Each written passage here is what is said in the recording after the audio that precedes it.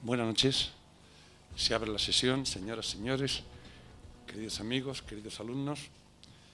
Comienza hoy el ciclo sobre Menéndez Pelayo y la literatura española. Este ciclo va a ser impartido por el excelentísimo señor don Miguel Ángel Garrido Gallardo. El profesor Garrido Gallardo es catedrático de universidad, es profesor de investigación del Consejo Superior de Investigaciones Científicas,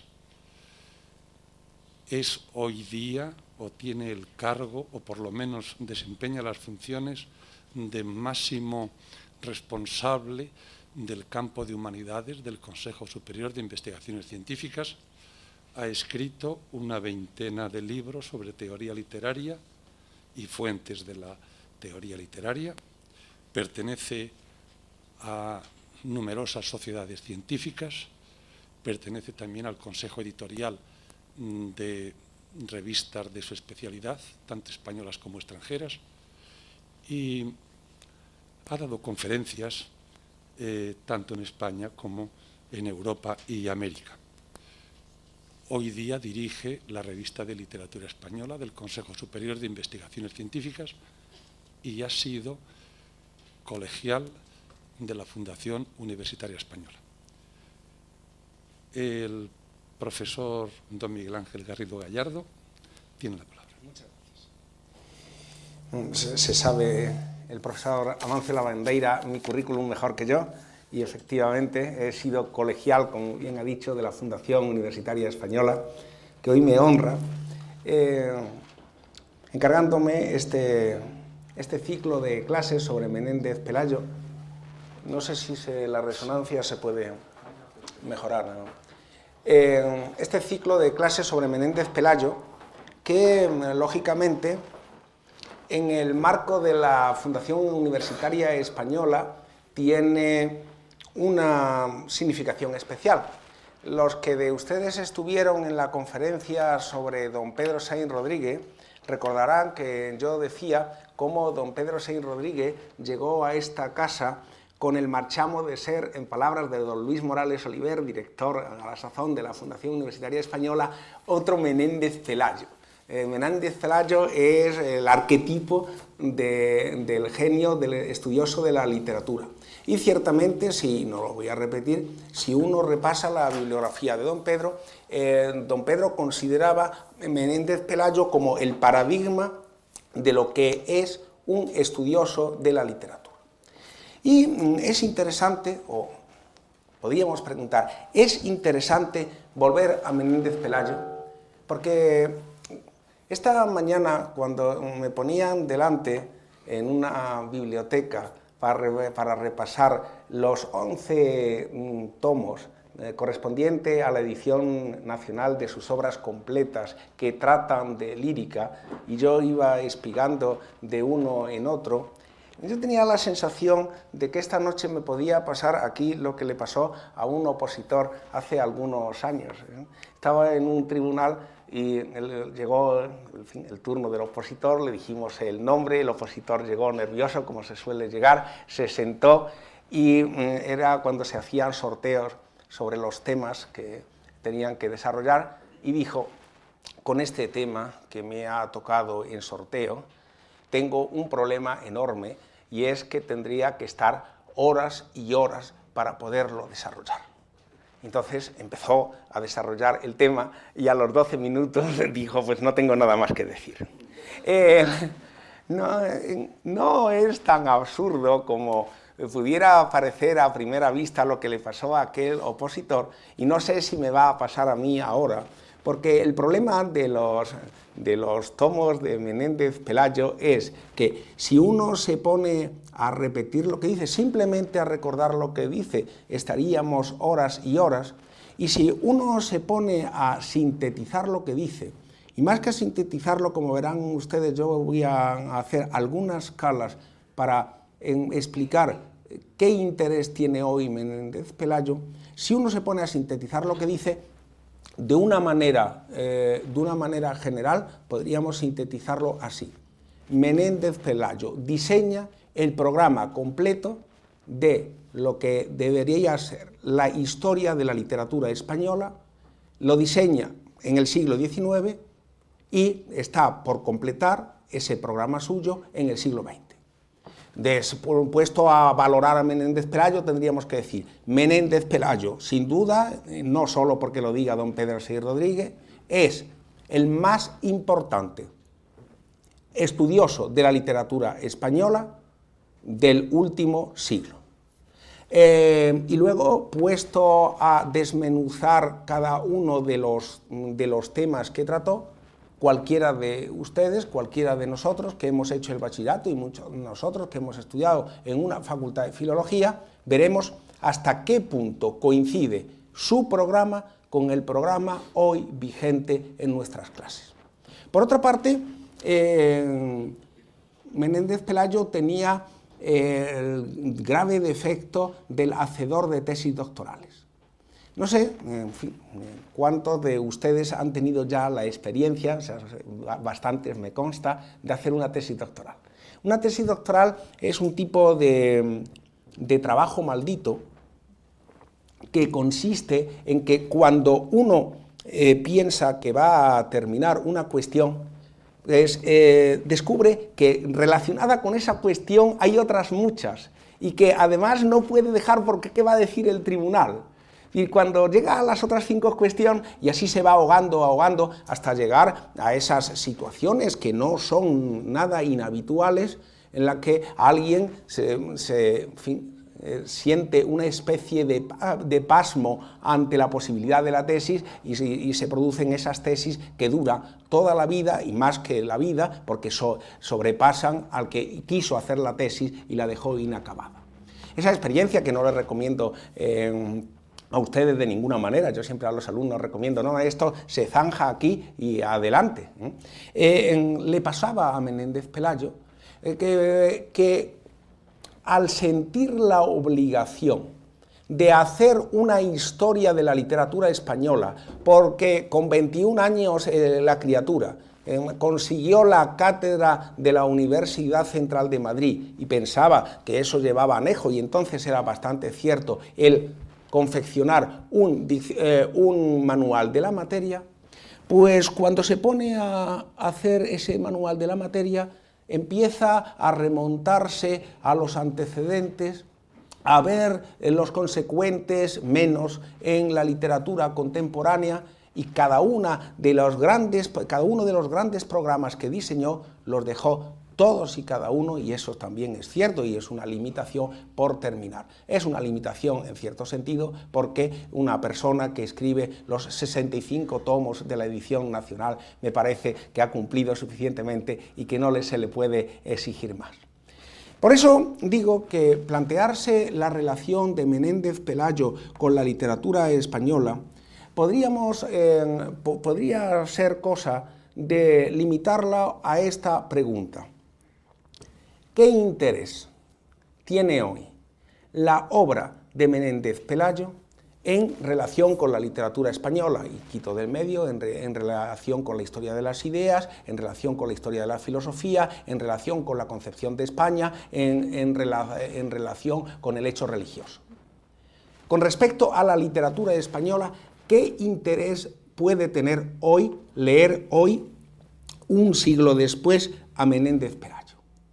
Además, esa pregunta tiene que ir acompañada de una constatación inmediata, y es que Menéndez Pelayo ha sido, por una parte, muy leído y por otra parte, poco leído, sobre todo después de la Guerra Civil Española. Porque Menéndez Pelayo ha significado, ciertamente, una opción, la opción católica nacional, que después de la Guerra Civil hace de Menéndez Pelayo una bandera. Y ahí tienen ustedes el número monográfico, o los números monográficos de Arbor, la conmemoración del centenario dirigida por Pérez en Viz, en general toda una serie, la recopilación bibliográfica de Simón, la edición nacional de sus obras completas, toda una serie de actuaciones que detrás tenían un fundamento de tipo ideológico. Identifiquemos a España con la España de Menéndez Pelayo, y la España de Menéndez Pelayo es la España nacional católica. Como España, como en general los seres humanos, somos amigos del péndulo, inmediatamente después empieza los palos a Menéndez Pelayo que son sobre todo, más que palos dialécticos que serían más admisibles, son agresiones con el arma que a nadie favorece y menos honra, del ninguneo.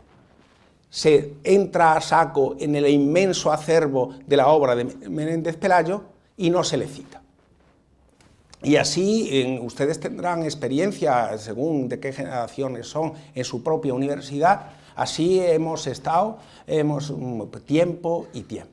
Menéndez Pelayo es, y si uno va a su obra, y esto ya es una buena constatación, es ese programa que se está siguiendo. Menéndez Pelayo es el nombre innombrable. Todavía, inmediatamente después de la transición, hubo que soportar, en fin, que menos, pero hubo que soportar ya hasta el chiste fácil.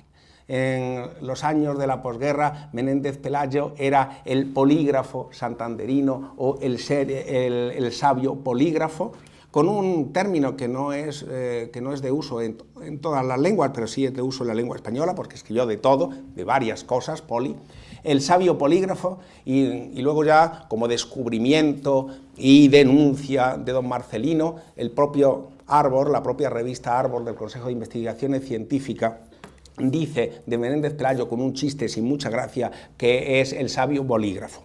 Bueno, pues en estos dimes y diretes sobre don Marcelino, en medio de estas actitudes académicas hacia don Marcelino, se ha ido, me parece, de las manos la consideración de lo que verdaderamente importa, que es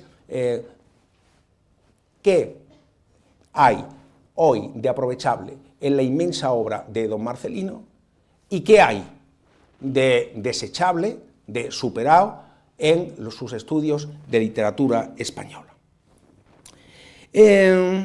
Ciertamente, acercarse a la figura de don Marcelino no solo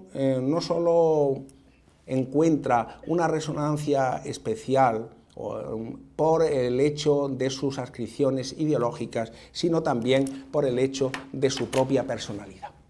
Don Marcelino, probablemente sus biógrafos, y ahora se está diciendo mucho y están haciendo comprobaciones, probablemente sus biógrafos exageraban, pero don Marcelino es un niño prodigio. Y aparte de un niño prodigio, es un niño repipi. Y aparte de un niño repipi, a mí me parece un ser bastante insoportable. Pero claro, esto puede ser un prejuicio que quiero documentar. Cuando hace unos años me pidieron la voz Marcelino Menéndez Pelayo para el Diccionario de la Literatura de Gullón, trabajaban conmigo dos personas deliciosas que son las hermanas Figueroa. Y las hermanas Figueroa estaban pasando a máquina, todavía no estaba yo en la era del ordenador, estaban pasando a máquina lo que yo había escrito sobre don Marcelino. Y una mañana de aquellas llego por el despacho y María Josefa Figueroa, que era la más pugnaz, y aquí alguno del público la conoce, me dice: oye, ¿y a ti qué te ha hecho Menéndez Pelayo para que te caiga tan mal? Y la verdad es que yo no tenía impresión que don Marcelino me caía mal, porque no solemos ni los críticos ni nadie conocernos a nosotros mismos. Y entonces me quedé parado y digo: ¿tú crees que me cae mal? Hombre, se te nota muchísimo. Y le dije: pues mira, me parece que es por lo siguiente.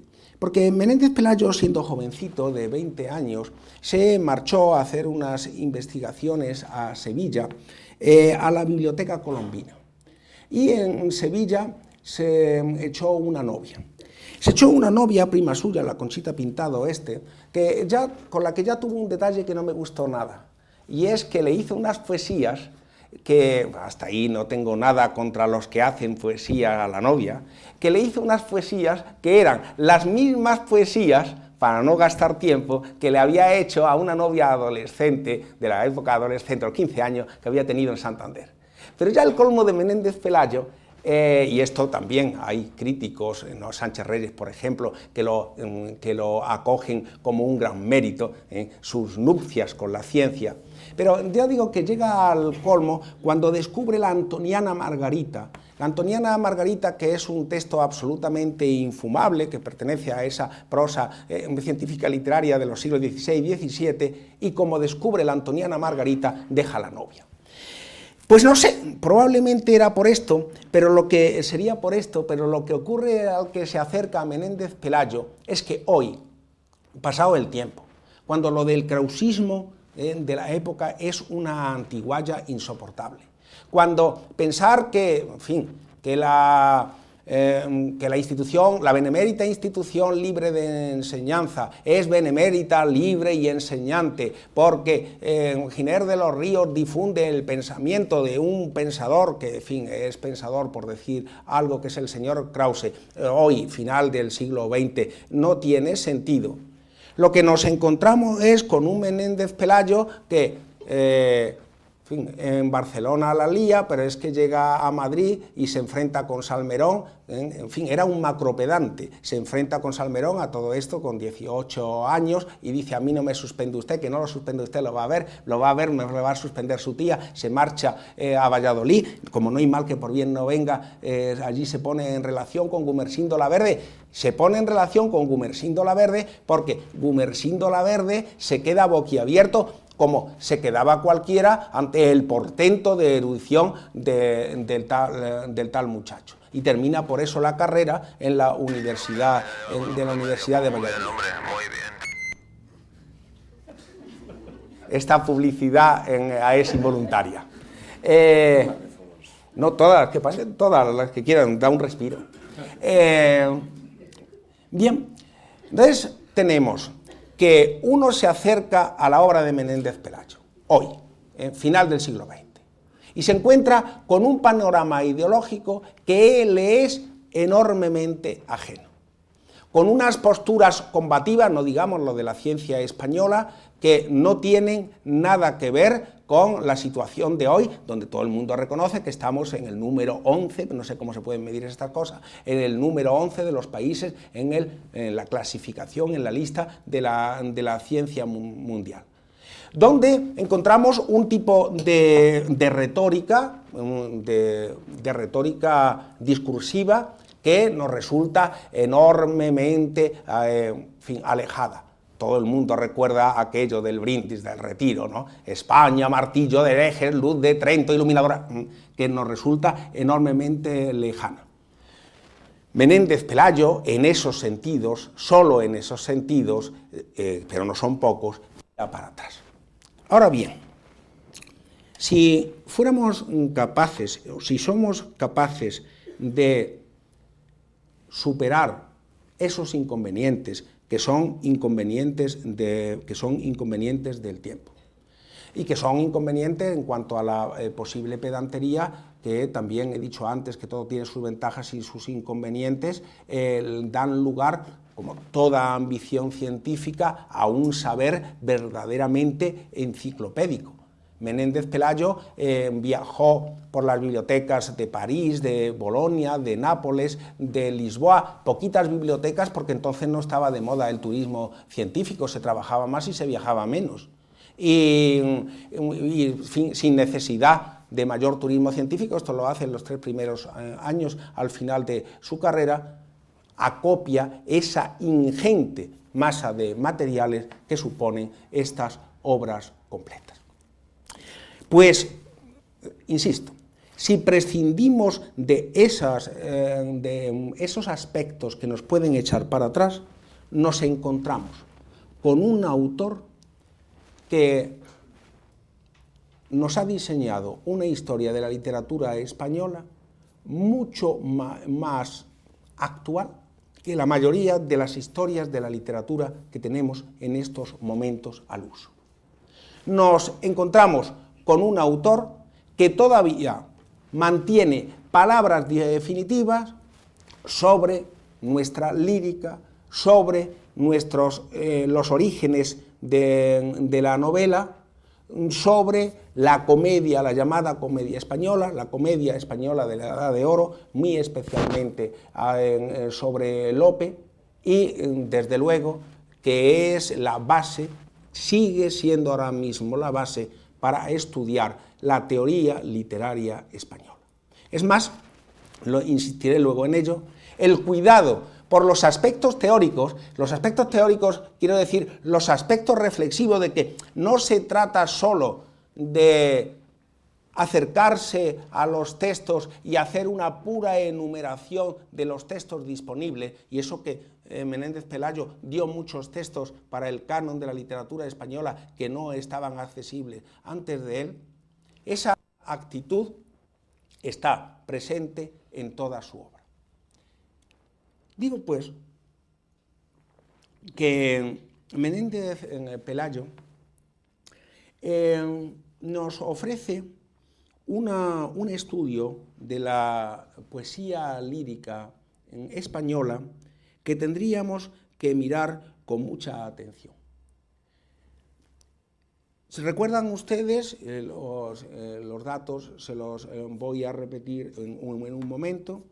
La Antología de Poetas Líricos Castellanos es un encargo de hacer una antología de esa poesía lírica que, como sabemos y diremos ahora mismo, no llega a Garcilaso, o sea, se queda en los umbrales una vez más, por eso de querer abarcar todo, y empieza a estudiar esa poesía en el que por una parte nos va a dar esos textos que eran fundamentales todavía en el siglo XIX, que eran todavía casi desconocidos para la generalidad, incluso académica, en el siglo XIX, y esos prólogos iluminadores de esos textos. Esos prólogos luego, como saben ustedes, se han editado, o en la edición nacional que se emprende en el año 1940, se separan y por una parte están los estudios, formado por todos esos prólogos, y los libros finales, los dos volúmenes finales, por ejemplo, en el primer apartado de la historia de la lírica medieval, es la que contiene los textos propiamente dichos. La Antología de Poetas Líricos Castellanos empieza en la editorial Hernando, a editarse en la editorial Hernando a partir de 1890, y se publica en 13 tomos, el último de los cuales aparece en 1908. Es una antología de la poesía lírica peninsular. De la poesía lírica peninsular que contiene también las cantigas portuguesas y la lírica catalana.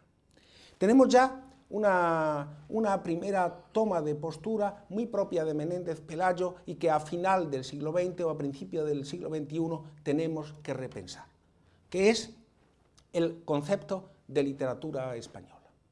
Menéndez Pelayo opta por considerar España todo lo que se deriva de la demarcación romana de la antigua Hispania. Y por consiguiente, Castilla sí, pero Cataluña también, pero Portugal también. Ciertamente, hoy, que en fin, se discute si España o Cataluña es o no es o deja de ser una nación, tendríamos que pensar qué sentido tiene un estudio rigurosamente aislado de una de estas tradiciones líricas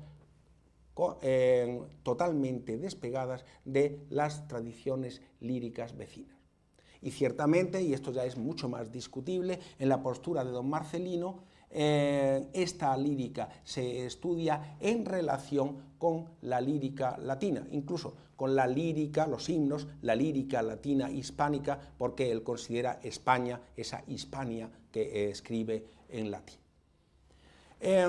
No vamos a entrar, porque no es cuestión aquí de hacerlo, en la definición de España y en el debate que luego, andando los años 50, sería aquel debate de don Américo Castro y don Claudio Sánchez Albornoz.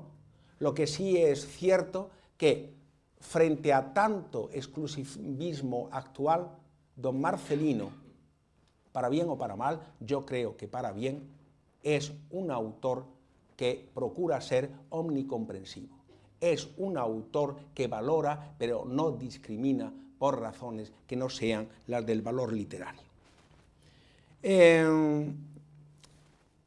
La obra de la antología de poetas líricos se divide en tres partes.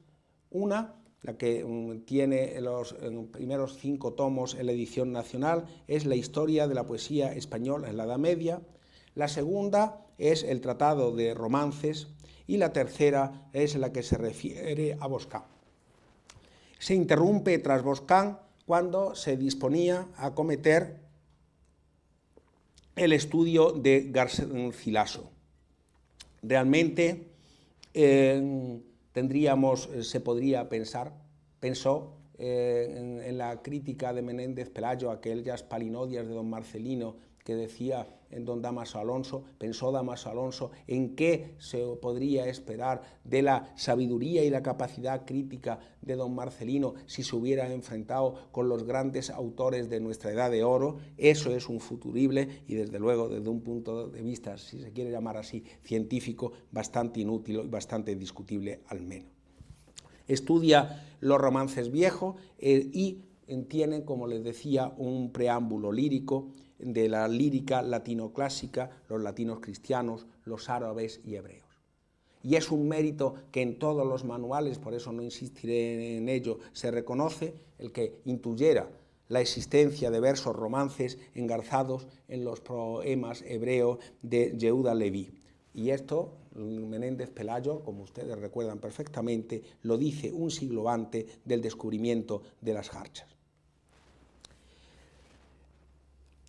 Quizás del conjunto de la aportación de estos 13 tomos, tiene que ver con, desde el punto de vista de la antología, con la selección de romances, porque como ustedes recuerdan, reimprime La primavera y flor de romances de Fernando Wolf, la depura y le añade poemas escogidos de la tradición oral. Desde luego, la aportación de la lírica de don Marcelino, tengo que decirlo ya, al estudio de la lírica española, no se reduce a esta antología, sino que, y no me voy a detener en ello en esta clase, sino que también, como ustedes saben, hay menciones en la bibliografía hispano-latina clásica. Claro, lo que pasa es que los 11 volúmenes de la bibliografía hispano-latina clásica, que demuestra hasta qué punto Menéndez Pelayo conocía los fondos bibliográficos de todas las bibliotecas españolas, resultan desmesurados. No es un consejo que yo estaría en condiciones de darle, resulta desmesurado para encontrar una mención aquí o allí sobre las fuentes de, por ejemplo, Fray Luis. Hay también menciones a Fray Luis de León y a San Juan de la Cruz. Recuerdan ustedes aquellas menciones condenatorias a Góngora que tanto exasperaban a don Dámaso Alonso. Y, desde luego, de entre todos estos estudios que no están en la antología, yo creo que se pueden destacar dos. Uno, su discurso en la Academia sobre San Juan de la Cruz, que conoce una edición moderna que pasa calpe al alcance de todos, y en sus 6 tomos de crítica literaria, de estudios críticos, de esta misma edición nacional, las menciones que hace al modernismo. Y es importante las menciones al modernismo, la valoración que hace de la poesía modernista, por cuanto este cliché de que además yo he subrayado en la presentación de la clase con tintas negras, este cliché de Menéndez Pelayo, reaccionario y antiguo, y del que él mismo decía se encontraba mucho más a gusto tratando con los muertos que con los vivos, es una frase que se repite continuamente de su respuesta al discurso de entrada en la Real Academia de Benito Pérez Galdós, podría parecer que carecía de sensibilidad para lo que era lo contemporáneo en su época. Ciertamente él es un historiador de la literatura, no le interesó especialmente lo contemporáneo, pero desde luego no carecía de esa sensibilidad. Aquí le he tomado esta misma mañana, por si acaso, y le voy a hacer gracia de ellos, los índices de todo y cada uno de estos tomos de la antología. Para estos tomos de la antología o estos índices de los tomos de la antología son los índices de cualquiera de los manuales actuales de historia de la literatura que ustedes manejan. Y voy a detenerme en unas cuantas aportaciones, en unos cuantos autores tratados por don Marcelino, para intentar, como colofón, poner de relieve ese interés que yo creo que tiene, y que anunciaba al principio que era la respuesta a la pregunta ¿para qué nos sirve hoy leer a don Marcelino? Por ejemplo, el capítulo 5 del tomo 1 de la antología, que como he dicho ya no es una antología, son estudios más los textos, está dedicada al arcipreste. El estudio que hace Menéndez Pelayo del arcipreste de Hita es un estudio donde se señalan una serie del libro de Buen Amor. Como saben ustedes, él no tenía todavía resuelto qué título se debía dar al libro, plantea la cuestión que luego se ha resuelto, no sé si se ha resuelto, porque los medievalistas luego siguen hurgando en ella, de un libro que no tenía título, era el libro de los Cantares, y que en fin, parece que el libro de Buen Amor debe ser el título definitivo, por lo menos desde los estudios de Chiarini, allá que recuerdo yo, desde allá de los años 70, me parece que hasta hoy. Pero en fin, estudia este libro de Buen Amor y dice que ese libro de Buen Amor es como la comedia humana del siglo XIV. Se enfrenta con el libro de Buen Amor y lo primero que le viene a la cabeza a don Marcelino es un dato de literatura comparada. Y además es un dato de literatura comparada que tiene que ver con las relaciones literatura y sociedad.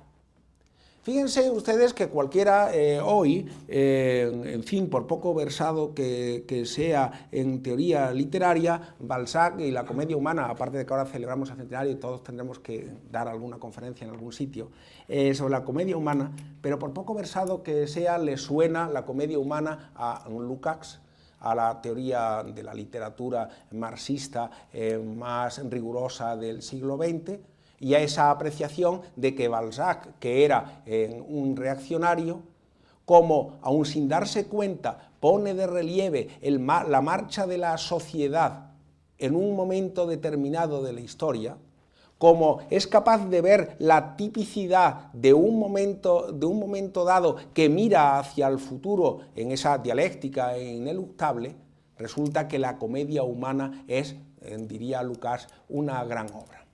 Eso me parece que no es así, pero tampoco me voy a detener, por supuesto, en hablar de Balzac.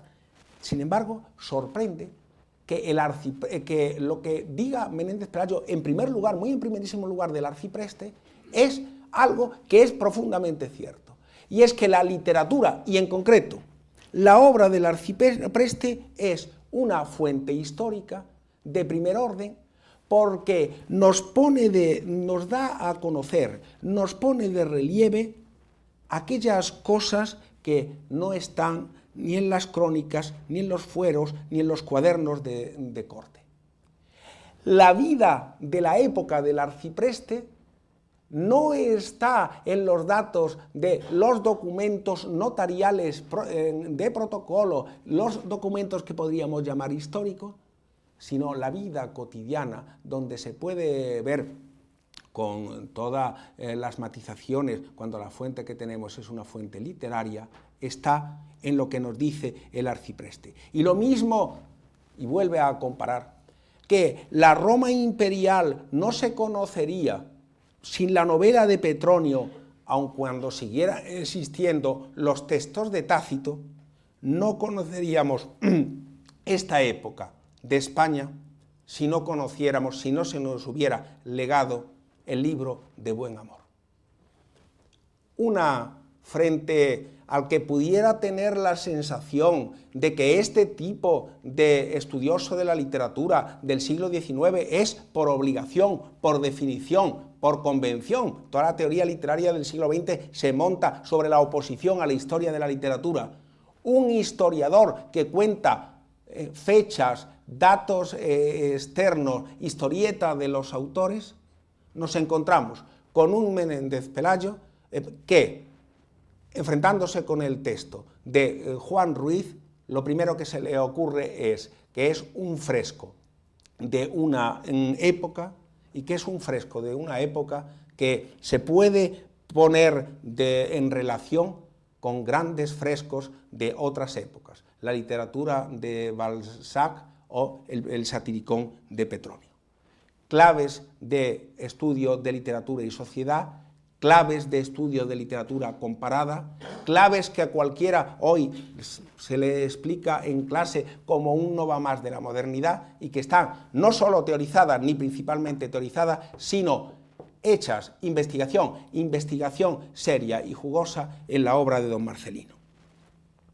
Supone más, sigue diciendo que Boccaccio, más que Boccaccio, supone algo parecido a Chaucer, etcétera, etcétera, en este aspecto. Ciertamente, Menéndez Pelayo no duda del carácter profundamente autobiográfico del arcipreste.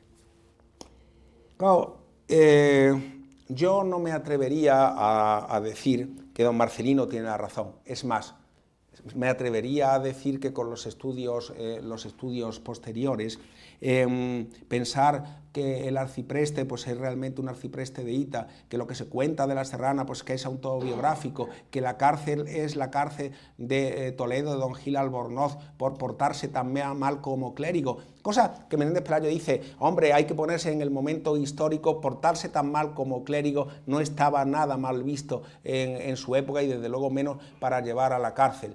Yo no estoy en condiciones, ni nadie está hoy en condiciones de darle la razón a Menéndez Pelayo frente a la interpretación de Lida o a la interpretación de Leo Spitzer, que ven en la cárcel, en los datos sobre la cárcel, esa metáfora del mundo cerrado medieval en que cada uno se siente atado o encadenado dentro de una cárcel de la que no se puede salir.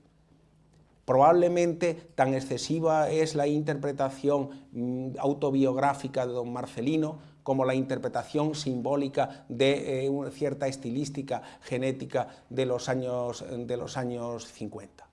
Pero, sea o no autobiográfico, don Marcelino lo que hace también con esta lectura es algo que luego se olvidaría por los años 60 con el estructuralismo, y es preguntarse por lo fundamental. ¿De qué trata? Fíjense que cuando uno ha leído una obra que le interesa y la está diciendo, oye, qué bien me lo pasé ayer con esta obra que he leído, el interlocutor lo que le pregunta, ¿y cuál es el principio constructivo radical o el punto de vista autorial? No, lo que pregunta es ¿de qué trata? ¿De qué va? Eso que se nos fue de la mano con los estructuralismos, no, en fin, sería un anacronismo decirlo de Menéndez Pelayo, pero evidentemente en Menéndez Pelayo está muy presente esa atención al testimonio humano profundo.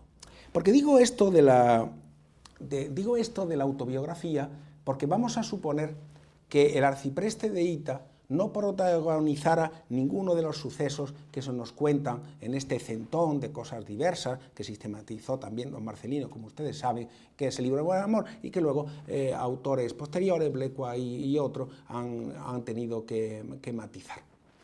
Cátedra, por ejemplo. Figuremos que no es así.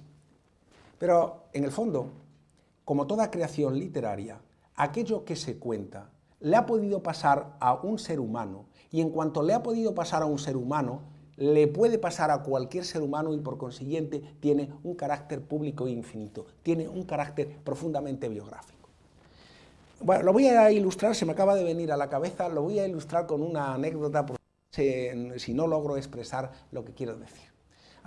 Como ustedes saben, el profesor Criado de Val cada año, cada 2 años, hace en Hita unas representaciones sobre el arcipreste.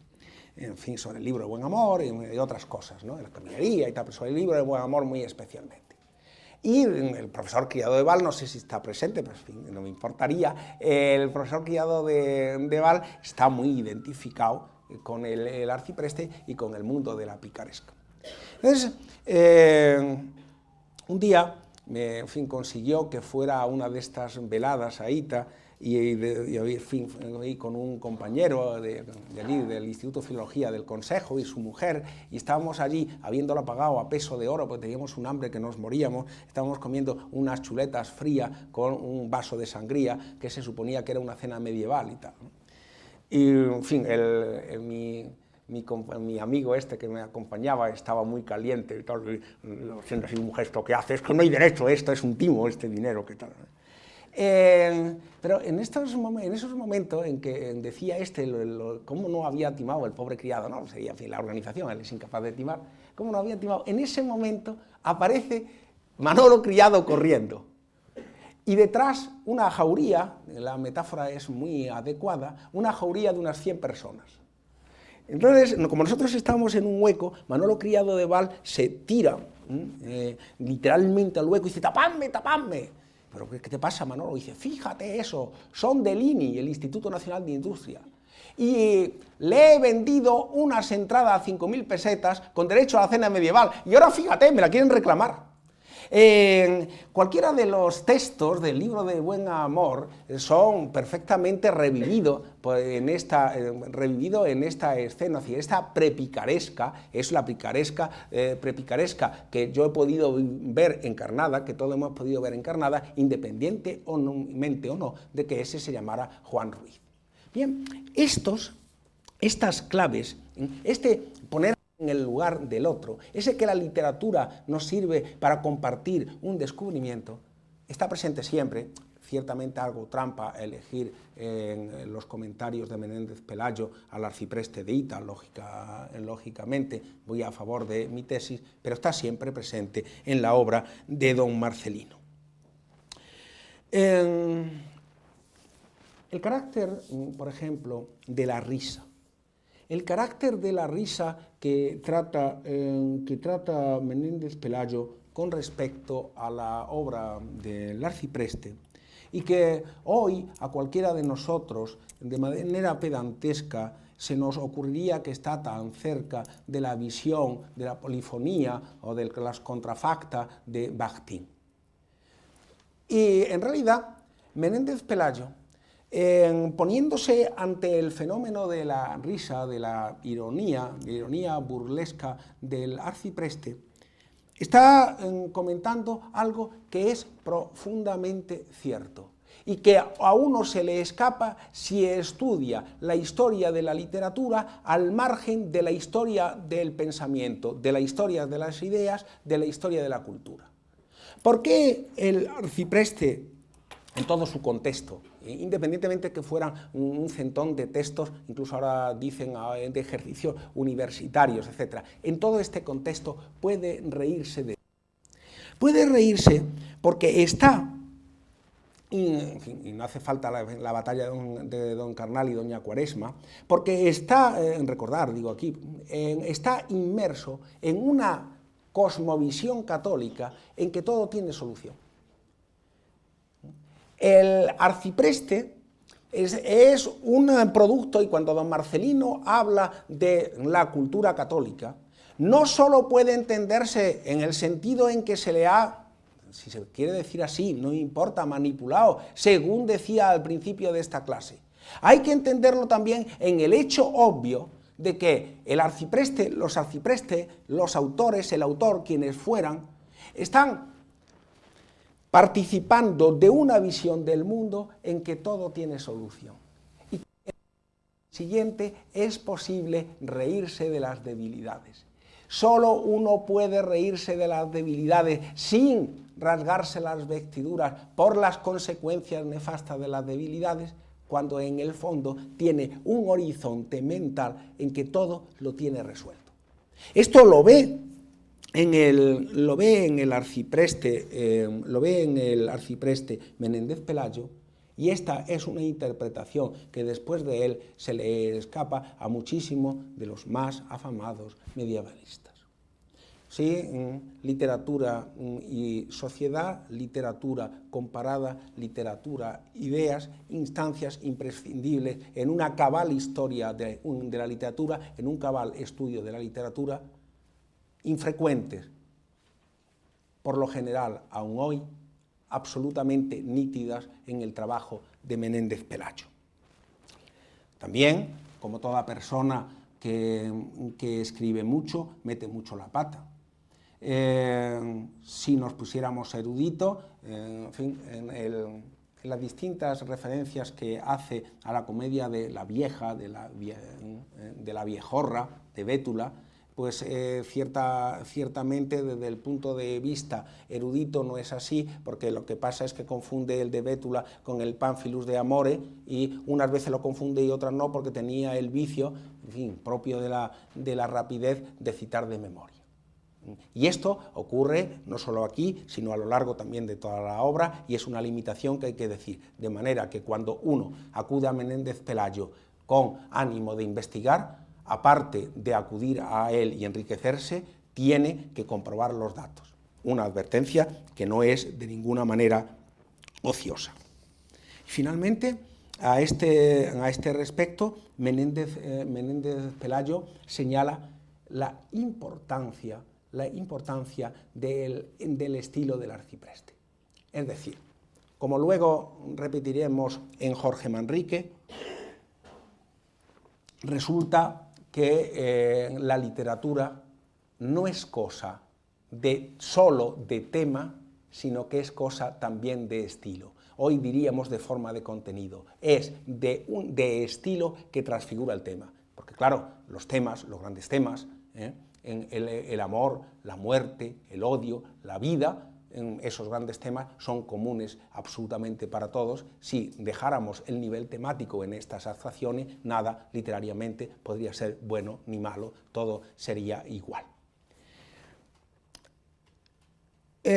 Si nos fijamos ahora en el tomo 2, en el capítulo 19 del tomo 2, dedicado a Jorge Manrique, vemos cómo estos principios interpretativos que han estado presentes en el arcipreste y vuelven a dar un magnífico resultado en el análisis de las coplas.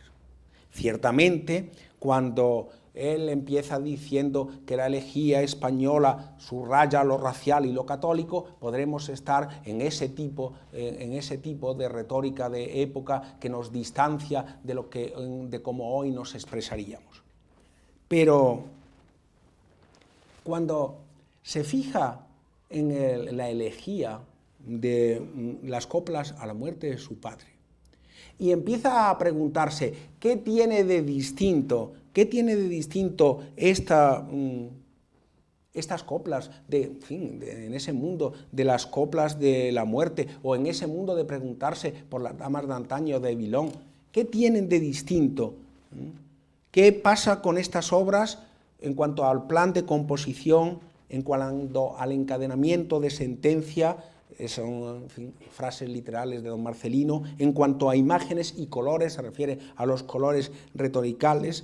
En cuanto a cómo maneja las fuentes de los santos padres, los moralistas y los poetas clásicos. En cuanto a la influencia de los trovadores castellanos, su tío Gómez Manrique, por ejemplo. Entonces, don Marcelino se fija en algo tan concreto como esto. Una parte importante de la emoción de las coplas de Jorge Manrique radica en que Jorge Manrique habla de algo que le atañe, es un huevo de Colón, que le atañe personalmente. Cuando se dejan de repetir clichés retóricos y se habla de la muerte con los mismos procedimientos constructivos, pero la muerte de uno, eso que decía yo antes, de que lo que atañe a una persona tiene un valor público e infinito, cristaliza de una manera emocionante como siguen emocionando hoy las coplas a la muerte de su padre, de Jorge Manrique. Y luego hablará de la actitud, de la métrica de pie quebrado para expresar este tipo de elegía. En fin, me he detenido en el archivo de Hita, podríamos ir hablando de Juan de la Encina, y desde luego al hablar de Juan de la Encina y de todo el teatro anterior a Lope, tenemos por un lado una aportación, una visión del proceso de secularización del teatro, también que todavía ha sometido desde el punto de vista de la investigación a un gran debate, que supone una intuición formidable en Menéndez Pelayo y un conocimiento de documentos excepcional, y a la vez, ciertamente, hace un momento hablábamos de que el profesor Alfredo Hermenegildo rompía cuando era jovencito en esta misma fundación colegial jarrones chinos, pues en fin, también ha hecho cosas buenas Alfredo Hermenegildo, como estudiar detenidamente todo ese corpus anterior a Lope de Vega, o gran parte de ese corpus anterior a Lope de Vega, en donde llega a conclusiones desde el punto de vista erudito y documental sustancialmente distintas de don Marcelino. Y si uno se fija en los dos apartados siguientes, por un lado el de los romances, donde se detiene Menéndez Pelayo en el nombre de romance con una percepción de otra clave importantísima para la interpretación literaria, que es el género. Cómo nace el nombre de romance y qué significa en castellano el nombre de romance, a diferencia de lo que significa en el caso de don Marcelino en francés, en inglés diríamos hoy también, o cuando valora la importancia que tiene la poesía de Boscán y puede decir lo que hoy ya supone un acierto de don Marcelino, absolutamente compartido por todos los autores, que de la primera parte, la primera época de Boscán, es una poesía graciosa de época, pero insustancial, que no deja nada, y la segunda es una poesía tosca,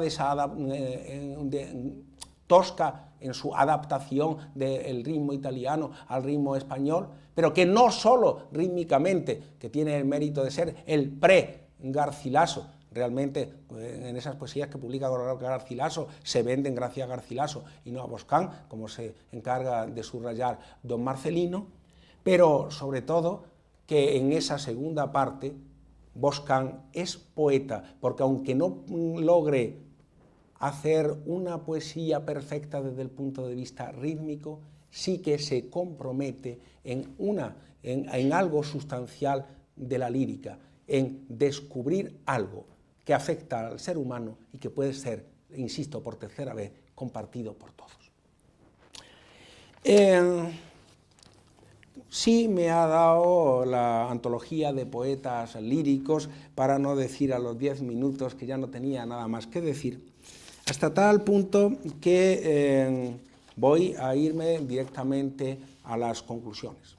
Por lo demás, ustedes tienen a disposición en todas las bibliotecas estos 11 volúmenes a los que me he estado refiriendo, y dentro de estos 11 volúmenes me he referido casi a un único ejemplo suficientemente significativo a mi juicio.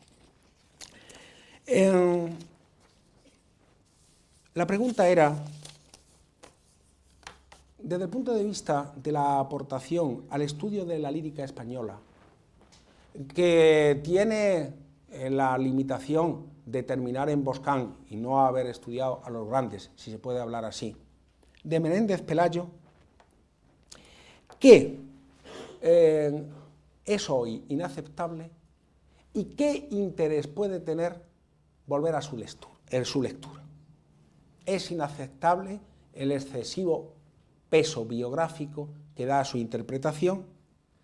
Es inaceptable desde un punto de vista erudito el ir demasiado rápido y equivocarse en las citas cuya equivocación podía haber evitado con solo, en fin, no citar de memoria. Es, y echa para atrás, es no censurable, pero en fin, está absolutamente superada la retórica decimonónica en la que redacta sus estudios y sus conclusiones, y en ese sentido muchas veces es una prosa límpida, pero que echa para atrás, que tiene uno que superar. Sin embargo, si uno va a esta obra de don Marcelino, se va a encontrar con un interés por la teoría como no podía imaginar uno, lo dije antes, en un historiador decimonónico de la literatura. Un interés por la teoría que no solo se agota en la relación con las claves teóricas, sino que hace que incluya en el tomo cuarto de la antología textos como El arte de trobar de don Enrique de Villena, la carta del condestable de Portugal del Marqués de Santillana, el arte de poesía castellana de Juan de la Encina, la parte de la gramática castellana de Antonio Nebrija que trata de la prosodia, el discurso sobre la poesía castellana de Gonzalo Argote de Molina. La relación de la literatura con sus claves constructivas está explícita, sorprendentemente explícita, según el cliché, si uno no ha leído directamente a don Marcelino, en la obra de don Marcelino. Encontraría también que la interpretación católica de la cultura, que tanto se le ha criticado, es una necesidad insoslayable, porque la cultura de toda esta poesía es indudablemente la cultura católica. Y nadie puede comprender bien qué se está diciendo, pues no sé, en el diálogo del Romano tal, dijo que había tres dioses, ¿recuerdan ustedes? Y dijo que con un dedo le quebraría los dientes. Y esa interpretación, esos cambios de interpretativo de signos que resulta que el bruto no sabe, interpreta que lo que quiere es sacarle los ojos, mientras que el culto dice tres, es que está hablando que Dios es uno y trino. Ese intercambio de signos solo se puede interpretar en el marco de una cultura antinominalista frente a la cultura nominalista que en ese momento surgía, que es el comienzo de la cultura moderna, que en ese momento surgía en toda Europa. La importancia del estilo